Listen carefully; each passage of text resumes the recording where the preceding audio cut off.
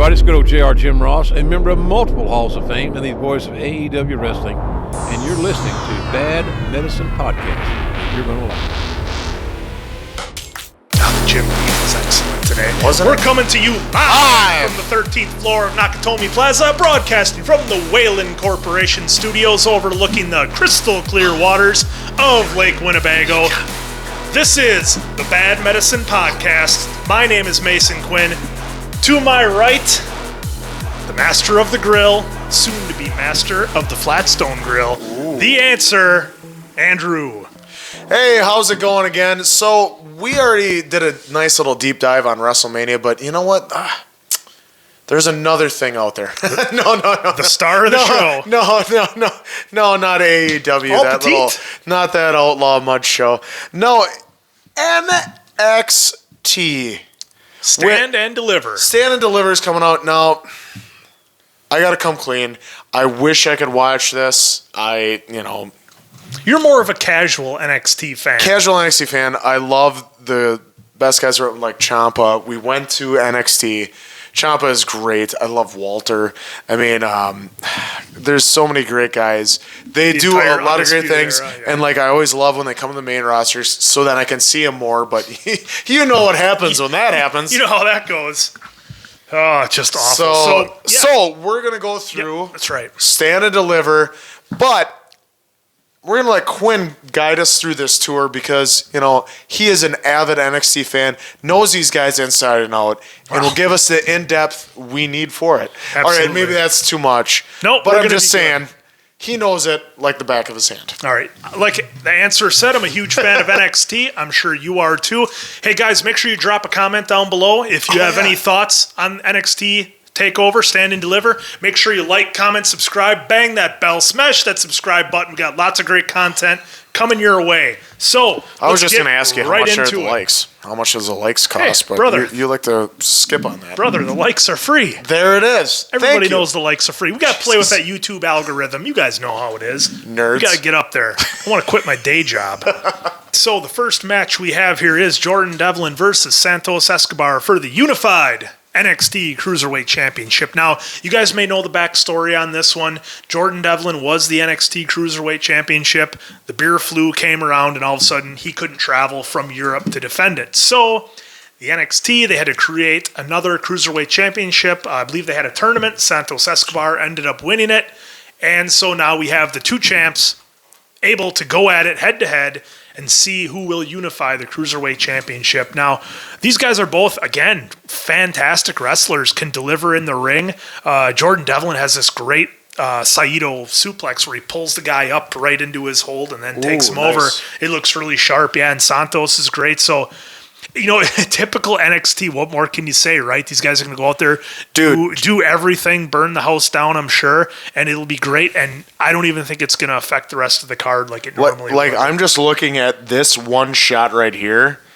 That had to be a hell of a promo right there. Yeah, just them these two. guys were great. It looks like they're both just like, you know what, I'm champion. No, I'm champion, and they're just doing the classic stare down, and it has that real fight. Yep, and the thing aura of it. The great thing that they've been doing over in NXT UK, which I really like, and it's a small thing, but it makes a big difference, is when they're having a championship match in the ring, what they'll do is put a giant picture of the championship in the background on the screen. So, if you're flipping through the channels, if any of you still have cable, a long shot, but you see that, and you see the championship title in the background. You're like, oh, this match is important. I'll give it more than a half a second click on my remote or whatever. So just a nice little touch they do that really adds to it. So again, I'm excited for Jordan Devlin and Santos Escobar. I give it a 3 answers on the answer scale. Answers. In excitement. You're really excited about it, but only 3. There's a lot. You think that's the bottom? You think that's the bottom of them, though? Yeah. You think they could easily go higher, but you think that's the bottom of the bottom of them? Right. I mean, they could. Fair enough. Every single match on this card, they could rip out a 5-star match, and it could be incredible. Maybe if Dave says so. Well, all right. It wasn't G1 in Japan, so who knows? All right. The next match we have is a guy who has completely changed his character for the better. I absolutely love it. I think he did it because Jim Cornette was calling him Johnny Sameface. This is Johnny Gargano versus the love you, winner Jim. of Night 1's elimination match for the North American Championship. So Johnny's going to face whoever wins the Gauntlet match. I have a feeling it'll probably be Dexter Loomis. They've been kind of going that Loomis. route. Good. But we'll see. There's a number of guys. And we'll go into the Gauntlet match here. This is just how it kind of scrolled up for us. Okay. But Johnny Gargano in the way has been absolutely fantastic. The stuff they've been doing with Indy Hartwell and Austin Theory has just been incredible. And Candice LeRae has been playing her part to a T. It's great. I love it. I think Johnny Gargano has really been stretching his character because, he was stuck in that feud with Tomasso Ciampa for, God, what felt like forever. 2 years. And those guys were killing each other. It was all blood and guts and serious, and they were going at it. And this really gives him a chance to kind of almost step back a little bit and do a little bit of a different character, show that he can do something else, and help, put some younger talent over. So I think it's fantastic. Good. All right. Now, this one I kind of heard about because it kind of brought a tear to my eye because it was the end of the new era. The new era. It's not laundry detergent. The Undisputed Era has finally exploded. This guy's thinking about his laundry he's got to do for the next day. We have Kyle O'Reilly versus Adam Cole in an unsanctioned match. Now, we saw this before with Johnny Gargano and Tommaso Ciampa when they had the match in the warehouse. And a good friend of the podcast, the hardcore referee, you know who he was, Drake Younger, was there to only make the 3 counts. So they're kind of doing the same thing again. Look, these guys are both workhorses in the ring. I said the only knock on the Undisputed Era was really that Adam Cole was the only one who could really cut a good promo. But Kyle did a decent job on the last one. I'll give him that. So these guys are going to go out there and tear it down. Again, it's NXT, man. This could be a 5-star match. Kyle O'Reilly had excellent matches against Finn Balor, which was just outstanding. I think there was a lot of copying from other guys from that match, especially the way Kyle O'Reilly sold the shot to the liver with the kick. I don't remember seeing that anytime recently in wrestling where he reached to get him and then, he came back. He couldn't because he took the kick to the liver. And finally, selling. They played that story so great. And when they had the promos afterwards, they told a really good story how Kyle was like, I was doing good, but once I took that kick, I knew I was done. Mm-hmm. And it was good. So what they're doing with Kyle O'Reilly and Adam Cole is fantastic. These guys will have a great match. I feel it needs no further explanation other than 5 answers. You're giving it a 5. All right, I'm setting the lowest of the bar on it will be 4.5. But yes, I think it'll be a 5 answer. All right. Speaking of Finn Balor, the champion, the Prince, taking on Karrion Kross for the NXT Championship. Obviously, Karrion Kross left Scarlett with them. They like to do a lot of mind games. Kross is... This is all I know of him. He's, God, I go back and forth on Karrion Kross. I love what he can do in the ring. I love that he's a big dude. He looks like a man out there. Mm-hmm. Again, I think some of the facials are a bit overblown with him. A bit of the tough guy, mouth open, showing the teeth facials are a bit overdone. That's how you show dominance, right? Show the teeth. That's only to dogs. You look dogs in the eye and you show them your teeth. That's how you display dominance. Everybody knows that. Ask anybody. They'll tell you. But... Gotta give it time to marinate. Oh my God, that was good. Finn Balor has been arguably the best wrestler in the world for the last year or two, and he's been just crushing it in the ring. And again, the thing I want to point out is he's not doing it by going out there and having a blender match doing 50,000 moves. The stuff he does matters. I mean, he's out there punch, kick, choke, stomp, sling blade, and a few other things, the drop kick in the corner, but it's all in how he does it, how he tells the story. For all you kids out there wanting to become wrestlers, take some notes watching Finn Balor. Go out there and tell a story. It's not about moves. I can teach the answer how to do a powerbomb Hunan Kanrana in 2 minutes, but to teach somebody to tell a story can take years. So pay attention. Like you could even go, he does the same match every time. Yeah, he may, but watch how he does it, how methodical he is, how he does his moves, when he does his moves. That's what's important. And his promos have been great. And you know what I love about Finn Balor's promos lately? He's not another guy out there saying, it's my dream to always be here. I've wanted to be in the WWE. I used to dream about it as a little kid. No, He's out there saying, you know what? You want to challenge me? You're going to know what it's like to be in the ring with the champ. And I just love the spin that they're putting on this match. I'm pumped for it. Are you thinking they're another gonna 5-answer match? Are you going to think they're going to bring out the demon? I don't think they will. He kind of touched on that a little bit in a not so subtle way. He kind of talked about, I don't want to say having to like rely on gimmicks or things like that, but he kind of mentioned like being his big own match man. go-to. So that's why that's the only reason why I asked, because he only brings it out for big time situations. The only thing I don't know is I don't know how they can have this match and not have Karrion Kross win, because he had the title before. If he challenges Finn now and loses, like, then what do you do? Who else does Finn run through? There's nobody left. It could just be a botched finish, though. They could do something like that. Maybe somebody gets involved, but I think they almost have to put Karrion Kross over in this one, because I just don't know what you do if Finn wins. Where do you go with him? I mean, the only guy left for him to face would maybe be Walter.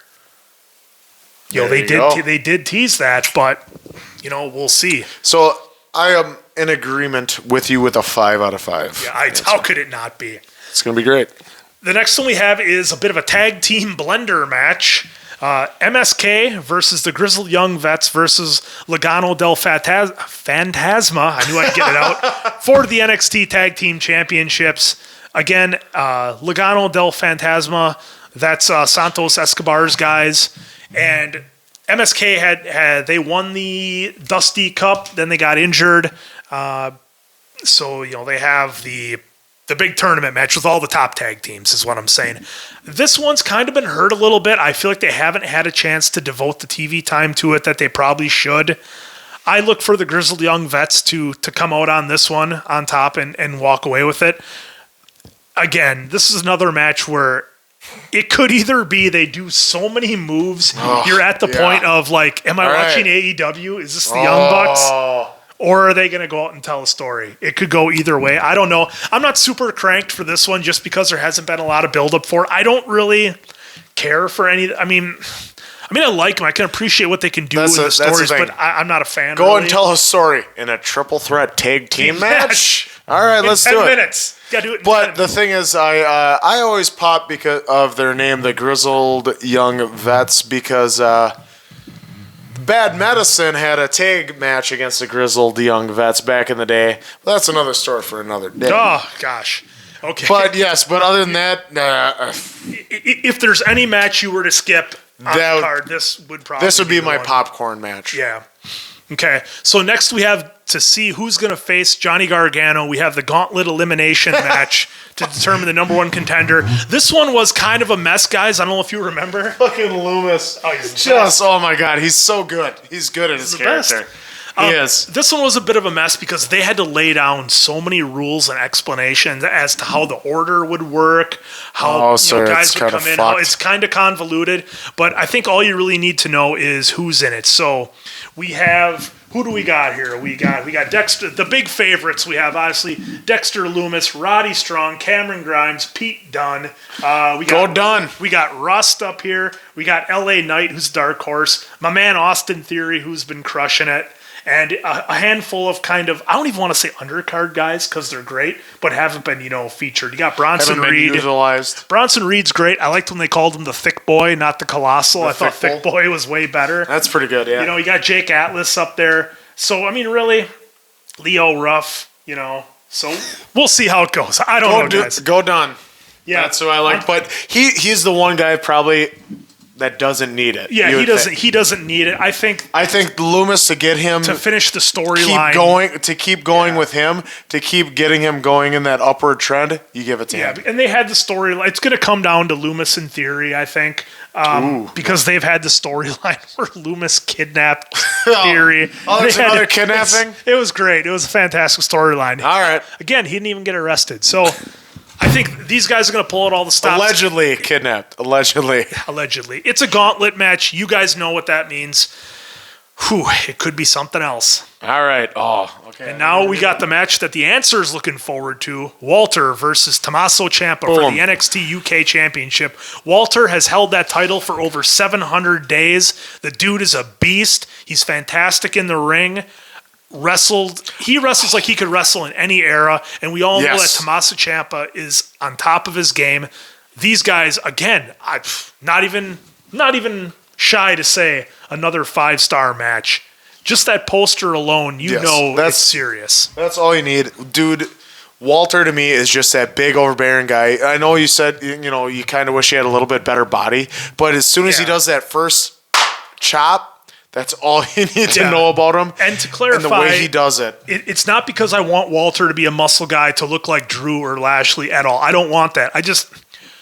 When he first came out, it was a little distracting just because of his choice of ring gear and everything else. I'm not going to take anything away. The guy's probably one of the best wrestlers in the world, but it can be a bit distracting. He has gotten himself into better shape, which big thumbs up to Walter. Being a big dude, it's not easy to start shedding weight, especially if he's a little bit older, which I still think he's under 40 for sure. Really? I think he's under 35. Yeah, he's a younger dude, but still, a little bit older. Looks like there's tread in the tires, but yeah. These guys are going to tear it up. I'm so-so on Tomasso growing his hair back, if that means anything. As long as, to me, as long as he keeps it that length, he's just because it makes him look a little bit more psychotic. Because, I could do the same, but gets I like a refuse. big horseshoe afro going on or something. Yeah, doing the double A Arn Anderson. Yeah, the build-up for this match has been incredible. Walter, with one chop, put Tomasso Ciampa down, put him in his place. Mm-hmm. Of course, Walter has Imperium at his back, so who knows how that plays out. Timothy Thatcher has been a bit of the Joker card in this. We don't know which way he's going to go. He was previously in Imperium when they were running on the indie scene throughout Europe, so we'll see how that goes. But again, guys, if you want to see a big match fight, my God, go back and watch some of Walter's matches, even from NXT UK, in front of no crowd. It's an absolute work of art. It's awesome. See, me with this one is, like I said, I was just scrolling through, I think Instagram and WWE posted it, and it was Walter's two lackeys holding him, holding Ciampa, and he gave him the chop, and it sucked me in right then and there. Because, you have this big behemoth man, and he still has two guys holding Ciampa back, and even then he does the classic chop, and Ciampa goes down, and you're just like, all right, so there's the story. Yep. Don't get chopped. You gotta do whatever you can in the match. And it was classic. Just sucked me right in and made me want to see this match. That's what I feel about this match. I can't wait to watch it. It's gonna be a great story because that's gonna be the story. Yep. Because every time Ciampa's gonna be in the corner, he's he can be dead on his feet. And that's what they're going to do. That he's dead on his feet, he's in the corner, and here comes Walter, and he does that last-ditch dive to the side or something like that. So for me, it's a 6 out of 5 answer for this one. I would agree with you wholeheartedly on that again. And the great thing about Walter and Ciampa is both these guys can do anything in the ring. Again, I love how Walter unapologetically wrestles like a big dude. Yes. He's not a big dude who's out there doing dives and crazy stuff like that. He does a power bomb, a big splash. He does the chops. He does a big boot. He does stuff that you would expect a big guy to do. So again, it's fantastic. He's had some great matches with Ilya Dragunov, Tyler Bate, A-Kid. He's been leading up to this. Pete Dunne was fantastic. So this, in every way you can imagine, will be awesome. So like I said, I apologize about not knowing everything about NXT, but once I saw that, I was sucked in for at least that match. And if that's the only match I see on NXT, I think I'm going to be thoroughly satisfied. So that's why I said it's a 6 out of 5. Beautiful. I'm doing the Meltzer going 6, but no, because just the way they're telling the story, it's gonna be great. Yep. And the last match we have here to go over before we get out of here, guys, is Io Shirai versus Raquel Gonzalez for the NXT Women's Championship. Now, this is one, again, almost has a bit of Walter Ciampa feel to it because of the size difference. Raquel Gonzalez is huge compared to Io Shirai. She's a little bit bigger. Yeah. So, obviously they can work on that. They can have the classic big-small match, which will be outstanding. Io Shirai has been carrying the title, again, not unlike Asuka, been a real workhorse in NXT, and she's been doing some crazy dives and moonsaults and stuff, and half the time they don't catch her. I don't know how she hasn't blown out her knees yet, but they've been telling great stories with it. I like her as champ. It's pretty good. The thing that's interesting is they really wanted her to be a heel, and the people just weren't having it. They're like, I did love her theme song. It was really, theme music really good. Kick ass. But it just had that nice bass line that, like, the first time I heard it, it shook my house. It was awesome. And, she's got Io's, got a great set of moves that work for her. She does those bullet train knees into the corner, and it looks great. The moonsault, obviously, Raquel Gonzalez is going to rely heavily on power. She's got that great choke slam where she takes them up, because a lot of the girls in NXT are a bit smaller. I mean, a number of them are 5'3", 5'4", and a lot of them are 100 pounds, 110, 115 pounds, so she can really work with that. I'm not 100% on what Raquel Gonzalez's background is. I'm not sure what her. Yeah, she hasn't killed anybody yet, so that's good. But again, I think this could be another great match. As to who wins, I don't know. You could go. I'm pretty sure Io is going to retain. I don't think Raquel is quite ready for the big main event push yet. She's good with Dakota Kai and doing her almost Kevin Nash to the Shawn Michaels role, which works out good. But, we'll see. I think it's going to be great. I think Io is going to do some crazy stuff. Raquel is obviously a great opponent to catch her in everything she's going to do. So this could be outstanding. I know a lot of people, this is one they're really looking forward to. So, again, I'm going to give this a solid 4 out of 5 answers, only because Raquel's not as experienced as some of the other girls on the roster. So 4 out of 5 answers for me. I'll agree with you because I hear the excitement in your voice talking about this. So like how you said that, I'm thinking it's going to go like a kind of a Jericho Shawn Michaels where she's going to win like barely by the skin of her teeth at the end. And then Raquel's just going to attack her after the match to set up further storylines. Yeah, like you almost wonder if they do like some kind of submission versus like a pinfall type, like say she has her like in like a Hell's Gate type maneuver, and then her shoulders are down. Maybe she gets the 1, 2, 3 before one of them taps. That type of finish. Yeah, I can easily see one of those scenarios happening. So guys, that's the Bad Medicine podcast wrap up for NXT Takeover Stand and Deliver. I'm jacked for it. This is the best time of the year for wrestling. You know what? I don't care if you think I'm a 12-year-old for loving wrestling, because I still love it. And I'm not, you're sitting at home watching The Bachelor. Love it too. Don't give me any shit. You're watching The Bachelor at home, all right? At least enjoy a beer while you're watching wrestling. Nah, whatever. So for Mason Quinn, I am, of course, the answer. Good night now. Left me hanging with the fist bump. Oh, bam. There it is. My electricity.